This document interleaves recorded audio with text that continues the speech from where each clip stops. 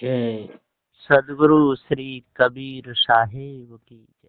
जय। विश्व वंदनीय संत सम्राट बंदी छोर सदगुरु श्री कबीर साहब जी, मेरे हृदय मंदिर के आराध्य परम पूज्य सदगुरु श्री महंत साहब जी, पूजा के योग्य सभी संत समाज, मैं चरण कमलों में सिर झुका के त्रिवार बंदी करता हूँ। बोलिए श्री सदगुरुदेव की जय। बंदी छोर गुरुदेव की दया से सदग्रंथ महान प्रश्नोत्तरी में प्रश्न नंबर 132 का टीका पूर्ण हो चुका है। उत्तर अब आगे चलता है गुरु की दया से। शिष्य कहता है कि गुरुदेव जी, ब्रह्मा जी का कल्याण हुआ था कि नहीं? उत्तर, ब्रह्मा जी का कल्याण नहीं हुआ। ब्रह्मा जी स्वयं विषय वासना में फंसे रहे, दूसरों को भी फंसाते रहे। ब्रह्मा ने नारद जी से भी कहा था, आप शादी विवाह कर लो। नारद जी ने इनकार कर दिया। तब ब्रह्मा जी बहुत नाराज हुए थे और नारद को श्राप दे दिया और कहा, तेरा जन्म दासी के घर होगा। तब नारद ने भी श्राप दे दिया, आपकी दीर्घ काल तक पूजा नहीं होगी। सुख सागर पृष्ठ नंबर 168 में कहा है।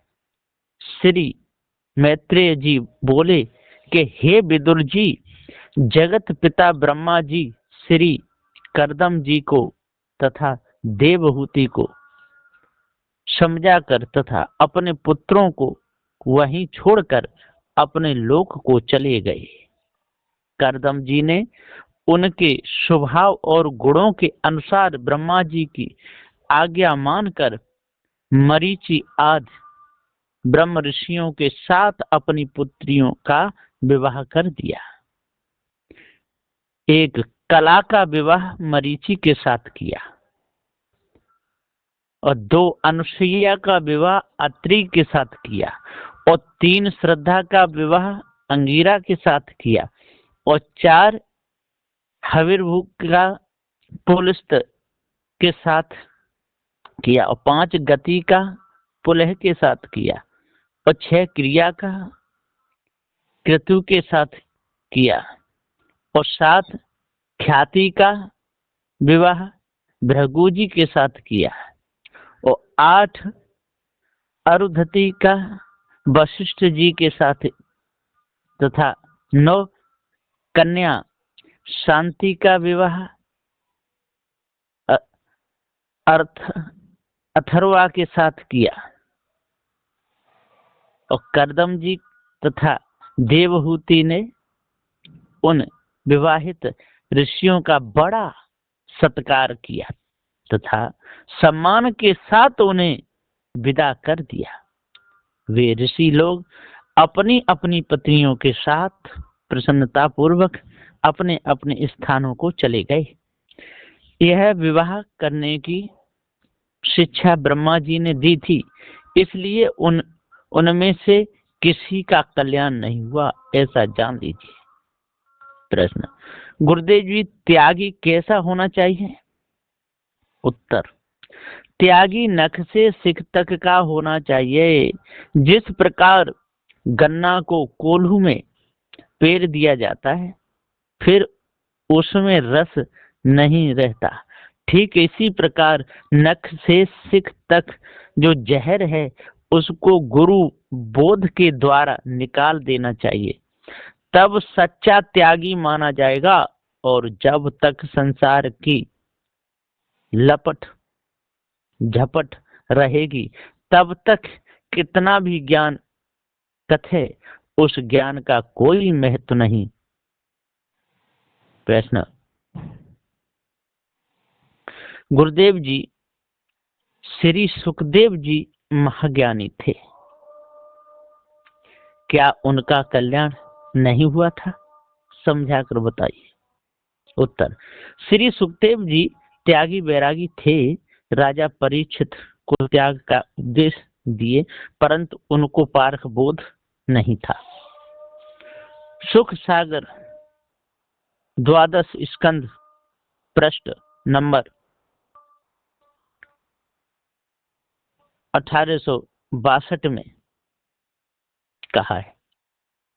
अर्थ, कलयुग वैसे तो दोषों का भंडार है, किंतु इसमें एक गुण अति विशेष यह है कि इस युग में केवल भगवान श्री कृष्णचंद्र जी के नाम संकीर्तन मात्र से ही सारे पाप दूर हो जाते हैं तथा परमात्मा की प्राप्ति हो जाती है। सतयुग में भगवान की करोड़ों वर्ष तपस्या तथा ध्यान करने से, त्रेता युग में सैकड़ों अज्ञात कर्म करने से, द्वापर युग में पूजा से, सेवा करने से जो फल प्राप्त होता है, और कलयुग में वही फल केवल भगवान नाम संकीर्तन करने से प्राप्त हो जाता है। जिन भगवान के नामों का संकीर्तन करने से सारे पाप नाश हो जाते हैं, जिनको प्रणाम करने से सारे दुख दूर हो जाते हैं, उन परमात्मा श्री कृष्णचंद्र जी को मैं नमस्कार करता हूँ। इन सारे शब्दों के द्वारा पता चलता है कि श्री सुखदेव जी को निज स्वरूप के बारे में बिल्कुल ज्ञान नहीं था। कल्याण होना तो बहुत बड़ी बात है। प्रश्न, गुरुदेव जी, राम को वशिष्ठ को दशरथ को दयालु कहा गया है, साहेब जी इसमें आपका क्या विचार है? उत्तर, राम ने लोगों को मारा भी है और राम ने और मारने का आदेश भी दिया है। बाली स्वयं राम ने मारा था, वशिष्ठ ने स्वयं मारे हैं और मारने का आदेश भी दिया है। शंभुक ऋषि को मारने के लिए स्वयं वशिष्ठ जी ने आदेश दिया था। राजा दशरथ ने स्वयं हिरण को मारने के लिए बाण छोड़ा था।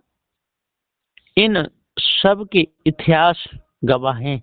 जो मारते और मरवाते हैं वे दयालु कैसे हो सकते हैं? कभी नहीं हो सकते। कर्म का बदला देना ही होगा, ऐसा जानिए। प्रश्न, हे साहिब जी, जब जीव मुक्त हो जाता है तब स्थूल, सूक्ष्म और कारण ये तीन शरीर कहाँ रहते हैं, इसके विषय में बताइए। उत्तर, प्रारब्ध कर्मों का खात्मा होते ही स्थूल, सूक्ष्म और कारण ये तीनों शरीर मुक्त दशा में नाश हो जाते हैं। अन्य सर्व जीव अपने अपने प्रारब्ध कर्मों को संपूर्ण भोग के देह छूटे बाद अध्यास बस फिर जन्म लेते हैं। पारस ज्ञान के द्वारा सभी प्रकार का बंधन छूट जाता है, ऐसा जानना चाहिए। प्रश्न, गुरुदेव जी, अविद्या किसे कहते हैं? उत्तर, इंद्रियों के संस्कार दोषों को अविद्या कहते हैं। जड़ आसक्त अज्ञान सो नासी। निर्णय सार नंबर 215। सदगुरु श्री पूरन साहब जी कहते हैं कि नासमान, विषयांध, अंधकार, कल्पना, नाना भास, जड़ देहों के विकार इत्यादि जीवों की जड़ा शक्ति यही अज्ञान है, ऐसा जानिए। प्रश्न, गुरुदेव जी, जब आंधी आती है तब दिन में अंधकार क्यों हो जाता है, इसका कारण बताइए। उत्तर, जब सूर्य गर्मी करता है तब वायु में अति वेग बढ़ जाता है। अति तीव्र वेग बढ़ने से वायु इधर उधर टकराती है, तब पृथ्वी, जल, अग्नि, वायु के परमाणु आकाश में छा जाते हैं, इसलिए दिन में अंधकार छा जाता है, सो जानिए। प्रश्न, गुरुदेव जी, मैं एक भक्त हूँ, मुझे बताइए, मुझ जैसे गृहस्थ प्राणी का किस प्रकार उद्धार हो सकता है, मुझे समझा दीजिए। उत्तर, मनुष्य को चाहिए कि गृहस्थ आश्रम में रहकर अपने धर्म का पालन करे और संतानों का समागम करे। संत गुरुजनों के उपदेश का श्रवण करें और ज्यों ज्यों सत्संग के द्वारा बुद्धि शुद्ध होती जाए और त्यों त्यों धन संपत्ति स्त्री पुत्र आदि से मोह को त्यागता जाए, क्योंकि अंत में सबका सब यहीं पड़ा रह जाएगा। अपना यह शरीर नाशमान है, एक दिन छूट जाएगा। सुख सागर प्रश्न नंबर 370 में युधिष्ठिर के बोलने पर नारद ने युधिष्ठिर को उपदेश दिया है, राजन सत्संग करो, संतों का समागम करो, संतों का समागम करो, संतों की कथा सुनो, प्रवचन सुनो। ज्यों ज्यों आपका मन निर्मल होता जाएगा त्यों त्यों घर परिवार से मोह त्यागते जाओ। ऐसा गृहस्थ आश्रम धारियों को करना चाहिए। राजन भगवान का भजन करना चाहिए। ऐसा उपदेश नारद ने दिया है, परंतु एक तरफ का दिया है, दोनों ओर का नहीं। विशेषता तो त्याग की है। मनुष्य को जीवन में त्याग वैराग धारण करना चाहिए, बस मुख्य उपदेश यही है। प्रश्न, गुरुदेव जी, क्या लोगों की धारणाएं भी गलत अलग अलग होती हैं? उत्तर, नारद ने भी कहा है, धर्मराज से कुछ लोगों की निष्ठा कर्म में होती है, कुछ लोगों की निष्ठा तपस्या में होती है और कुछ लोगों की स्वाध्याय में होती है। अर्थात कुछ लोग अपना जीवन उपदेश देने में ही निकाल देते हैं और कोई भक्ति योग का आश्रय लेते हैं, तो कोई कर्म योग का, कोई अष्टांग योग का ही साधन करते हैं। नारद ने तो बहुत कुछ कहा है, लेकिन यहाँ पर तो इतना समझना चाहिए, भूखे को भोजन, नंगे को कपड़ा, प्यासे को पानी और संत गुरुजनों की एवं माता पिता की सेवा, ऐसा गृहस्थ आश्रम धारियों को करना चाहिए। प्रश्न, गुरुदेव जी, कल्याणकारियों को कैसा होना चाहिए? उत्तर, कल्याणकारियों को भीतर बाहर ऊपर नीचे बिल्कुल साफ होना चाहिए। कल्याण के लिए तो निराधार होने की जरूरत है। किसी भी प्रकार का आधार कल्याण में नहीं है, अर्थात कर्तव्य कर्म का पालन करते हुए सभी प्रकार के बंधनों से पार होना और सदगुरु श्री कबीर साहब के सत्य सिद्धांत को समझना, अर्थात उपदेश को हृदय में धारण करना और भेष दाता गुरुदेव के सत्य उपदेश को मानकर अतः अच्छे प्रकार से जानकर कर्म बंधन और भ्रम बंधन से पार होना चाहिए। इस तरह से कल्याण होगा, सो जानिए।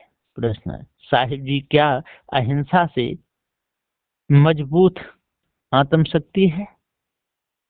उत्तर, अहिंसा का पालन ही तो आत्मशक्ति है। सभी प्रकार के अवगुण त्यागना ही तो आत्मशक्ति है, ऐसा इन लोगों ने कहा है। लेकिन सदगुरु देव जी पुकार के समझाते हुए कहते हैं कि जिसको अपने निज स्वरूप का ज्ञान हो गया,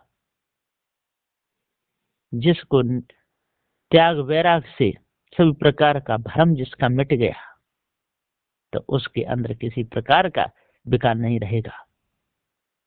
प्रश्न, गुरुदेव जी, हिंसा किसे कहते हैं? किसी की हत्या करना, मारना, पीटना, काटना, दुख देना, खून खराबा करना, ये सब कर्म हिंसा है, हिंसा में आते हैं। इस तरह से कर्म करने वाले का जीवन दया से भरा नहीं हो सकता। समय समाज में कानून का राज स्थापित है। शास्त्रों में क्रोध, द्वेष, कटु वचन, निंदा, घात, प्रतिघात आदि तामसिक अवगुण की श्रेणी में शामिल किए गए हैं। ये सब हिंसा के ही अस्त्र शस्त्र हैं। व्यक्ति जब इनका प्रयोग करता है तब दूसरों से ज्यादा अपनी क्षति होती है।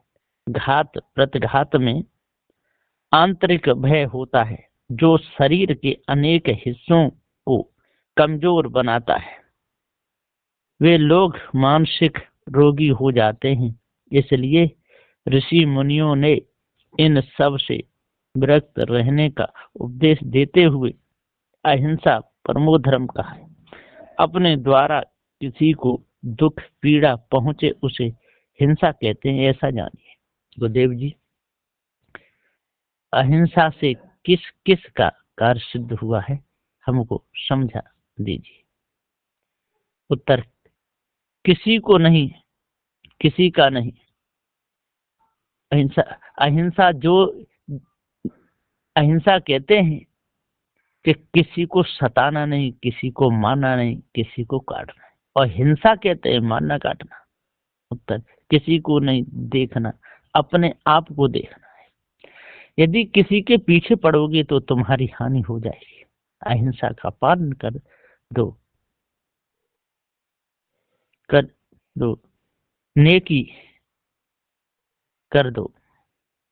लाखों लोगों ने किया है अहिंसा का पालन, एक दो ने नहीं किया, लाखों लोगों ने किया है। सुनिए, अहिंसा परमो धर्म का सूत्र वाक्य दिया था राष्ट्रपिता महात्मा गांधी ने। अहिंसा का रास्ता इसलिए अपनाया कि इससे उन्होंने कहा है कि आत्म शक्ति कमजोर नहीं हो पाती है।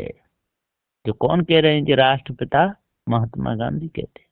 वे आजादी का आंदोलन भी करते थे। तो उसके साथ सबने अवज्ञा का शब्द जोड़ते हैं। यही काम श्री रामचंद्र जी ने भक्तों से भी किया था। जिस समय श्री राम को उनके पिता दशरथ ने वनवास दे दिया था, तब अयोध्यावासी हिंसा के बजाय सबने अवज्ञा का रास्ता अपनाते हुए अन्न जल त्याग देते हैं। इसलिए हिंसा का त्याग करना चाहिए। भगवान कृष्ण भी गीता में अर्जुन को ज्ञान देते हुए अप्रिय और कटु वचनों से बचने की सलाह देते हैं। इसलिए हर व्यक्ति को नकारात्मक प्रवृत्तियों से बचना चाहिए। क्रोध, कटु वचन आदि की जगह गीत भजन कीर्तन करते हुए तन मन को सख्त बनाने का कार्य करना चाहिए। कहते हैं कि जो व्यक्ति जैसा सोचता है वह वैसा ही हो जाता है। अगर हम सकारात्मक विचारों का परिचय दें तो फिर हिंसा, शरीर से मारने काटने के विचार हमारे और आपके अंदर आ ही नहीं सकते हैं। इसलिए सदगुरु श्री कबीर साहब के विचारों को धारण करके हिंसा और भ्रम, भूल, कल्पना, मोह, ममता, आसक्ति, विषय वासना को तन मन वचन से हटाना चाहिए। तब मन निर्मल होगा। और जो इसमें जो ब्रह्म ज्ञान का निर्णय आया है और जो आत्म ज्ञान का निर्णय आया है, जो उस ब्रह्म ज्ञान और आत्म ज्ञान को मानते हैं उनके निर्णय के अनुसार आया है कि पारक सिद्धांत नहीं है। प्रश्न, गुरुदेव जी 3 सुगंध हैं और 3 दुर्गंध हैं, ऐसा कहते हैं, इसके बारे में मुझे बताइए।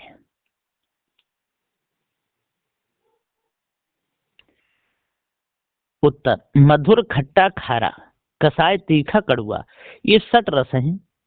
अब आगे सुनिए कि गंध 6 प्रकार की है। कपूर की गंध क्रम है, कस्तूरी की गंध सौरभ्य है और कमल की गंध शांत है। ये 3 सुगंध कहलाती हैं। और लहसुन प्याज की गंध उग्र है। फैन आए हुए पदार्थ की गंध खट्टी है और 6 सड़े हुए पदार्थ की गंध बदबूदार होती है। ये 3 दुर्गंध कहलाती हैं। इन सब को समझ लेना चाहिए और समझ करके विचार से रहना चाहिए। जब समझ करके विचार से रहेगा तो सभी प्रकार का बंधन कट जाएगा और समझ के विचार से नहीं रहा तो न बंधन आज कटेगा न कल कटेगा। बोलिए श्री सदगुरुदेव की जय।